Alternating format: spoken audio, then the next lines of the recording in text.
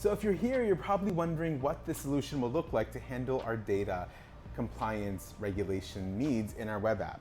Well, we're going to use a combination of AWS and Couchbase. We're going to use AWS with its variety of services to handle the data flow end-to-end in our application. Things like ECR, SQS, and Lambda. And we're going to use Couchbase as the final data store for that sanitized user data when all is done and done. Why are we using Couchbase, you may ask? Well, because Couchbase as a JSON key value document store allows us to store flexible and adaptive data. Because you know as well as anybody that one user is not the same as another user.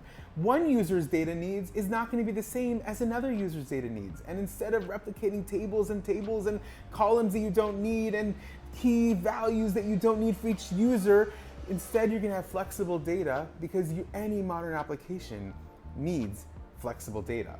Want to know more? Well, follow along in the next video. And I have a surprise for you in the next video as well. See you there.